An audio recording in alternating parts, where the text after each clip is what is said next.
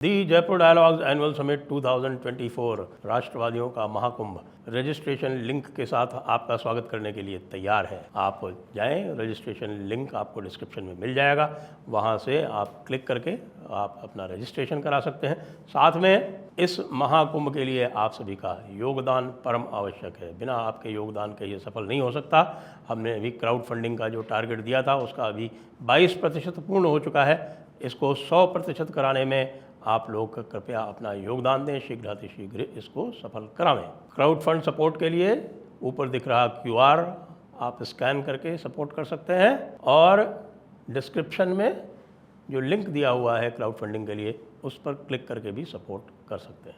नमस्ते। आप सभी से अनुरोध है कि कृपया हमारे चैनल को सब्सक्राइब करें, वीडियो को शेयर करें और लाइक भी करें। एक कहावत है बहुत पुरानी कि साहब चौबे जी चले थे छब्बे बनने और दूबे बन के वापस आए। अमेरिका का बांग्लादेश में यही हाल हो गया है। आज का ताज़ा समाचार यह है कि अमेरिका को बांग्लादेश में अपना दूतावास बंद करना पड़ा है। जी हाँ, जब मैंने भी ये समाचार पढ़ा तो मुझे अपनी आंखों पर विश्वास नहीं हुआ, क्योंकि मेरा अनुमान ये था कि अब तो अमेरिका जो है वो वहाँ रूल कर रहा है। वहाँ तो CIA का जो एक पपेट है, कठपुतली है CIA की, वो वहाँ बैठाल दी गई है मोहम्मद यूनुस के नाम पे। लेकिन साहब खबर ये आई कि पूरा का पूरा जो तंत्र है वो चला गया है जिहादियों के हाथ में। आप ये देखिए कि उन्होंने पूरे के पूरे सुप्रीम कोर्ट को एक तरह से भंग कर दिया, ज़बरदस्ती उनका रेजिग्नेशन ले लिया।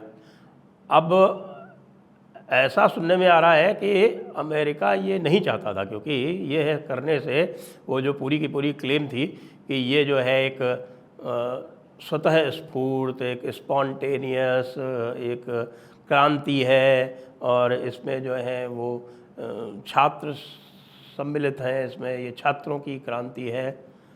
तो वो पूरा नैरेटिव तो वहीं ध्वस्त हो गया जब ज़बरदस्ती पहले प्रधानमंत्री को वहाँ से रवाना किया और संविधान में कोई प्रावधान न होते हुए भी एक अंतरिम सरकार बनाई और उसके बाद पूरे के पूरे सुप्रीम कोर्ट को ही भंग कर दिया।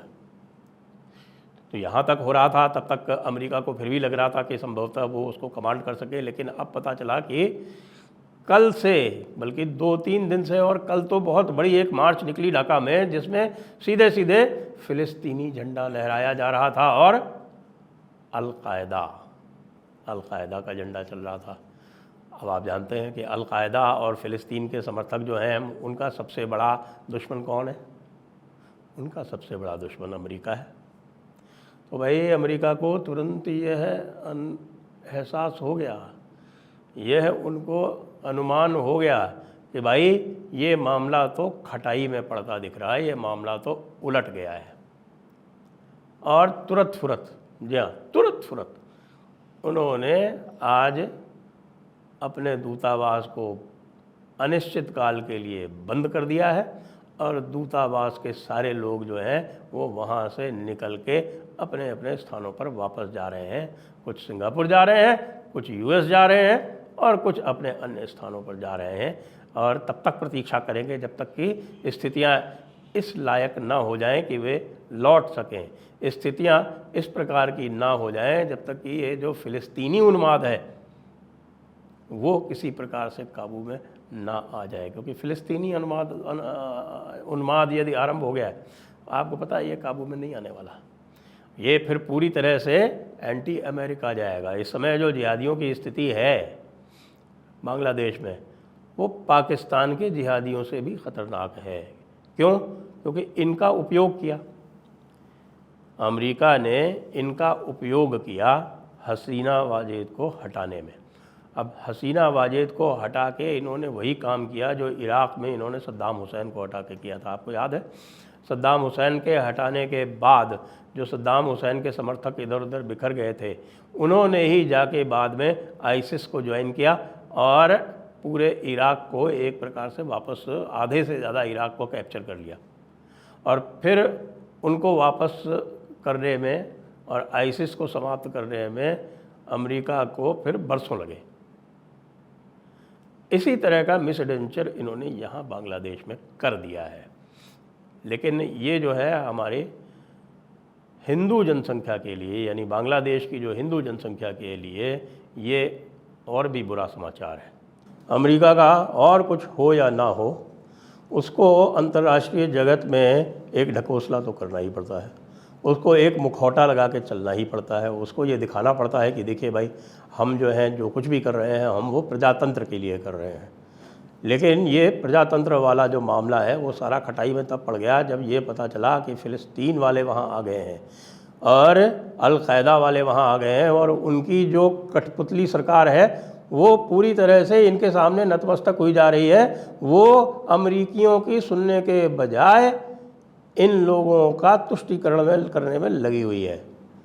अमरीकी जब कहते हैं तब वो ढाकेश्वरी मंदिर चले जाते हैं मोहम्मद यूनुस, लेकिन जब ये फ़िलिस्तीन के झंडे लेके और अल-कायदा के झंडे लेके और ये जमाती जो हैं ये जब आते हैं इन लोगों के पास, मोहम्मद यूनुस के पास, इनकी सरकार के पास, इनके मंत्रियों के पास, तो वो उनके सामने पूरी तरह से घुटने टेक के जैसा वो कहते हैं वैसा वो करने लगते हैं। ऐसी स्थिति में भैया अमेरिका का तो वहाँ अब कुछ नहीं पोसाएगा। और ये भी जान लें कि यदि ये पूरी तरह से एंटी अमेरिका मामला होता जा रहा है तो फिर सेंट मार्टिन आइलैंड का क्या होगा। सेंट मार्टिन आइलैंड तो ये फ़िलिस्तीन वाले समर्थक नहीं देने देंगे। हसीना को हटाया, वही काम हुआ जो सद्दाम हुसैन को हटा के किया था। जैसा मैंने कहा, सद्दाम हुसैन को हटाने के बाद वहाँ आईसिस पनप गई, और यहाँ हसीना को हटाने के बाद हसीना जो थी वो कम से कम एक प्रकार का वहाँ पे सेफ्टी वाल्व थी, एक प्रकार की वॉल थी जो इन जिहादियों को रोके हुए थे। आपने हसीना नाम की उस दीवार को हटा दिया और पूरा का पूरा ये जो दरिया है ये अब अमरीकी एम्बेसी को ही खा गया। भारत को अब सोचना पड़ेगा। और जिस तरह की मैं बात कर रहा था कि बीच में आज सवेरे मैंने जो वीडियो लगाया था उसमें बताया था कि किस तरह से अमेरिका ने बांग्लादेश को कहा कि भैया देखो, इंडिया जो है वो मिलिट्री ऑपरेशन कर सकता है, इसलिए तुम लोग जो है वो ये हिंदू वाला मामला इसको काबू में लाओ।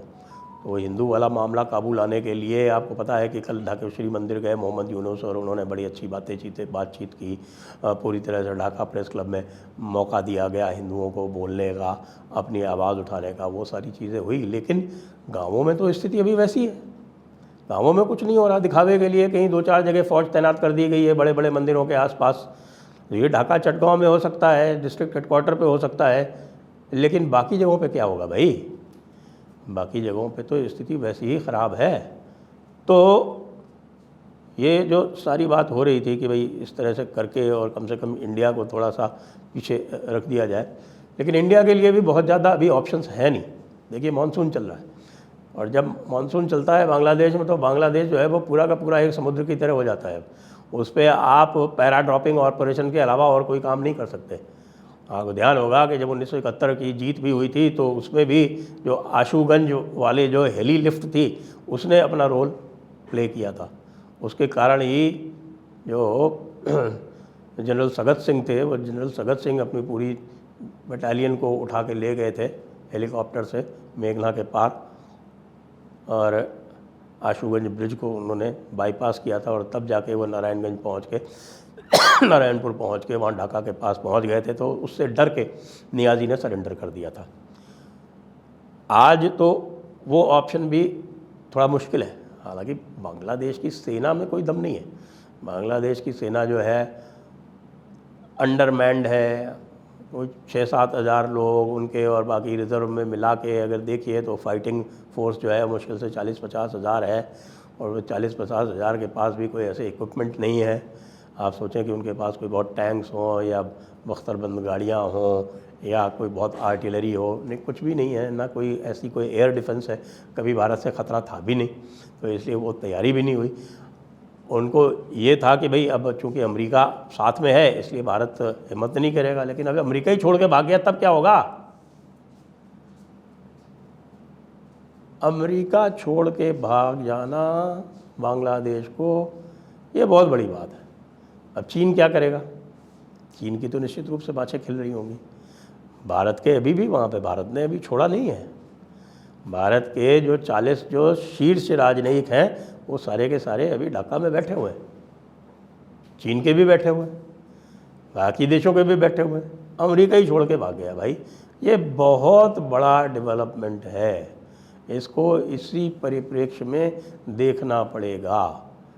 ये ऐसा क्या हुआ, और यदि जिहादी चारों तरफ फैल जाते हैं तो भाई भारत के जो ऑप्शंस हैं वो भी सीमित हो जाएंगे, क्योंकि भारत के बगल में यदि एक सीरिया बन जाए तो ये तो भारत अफोर्ड नहीं कर सकता किसी भी तरह से।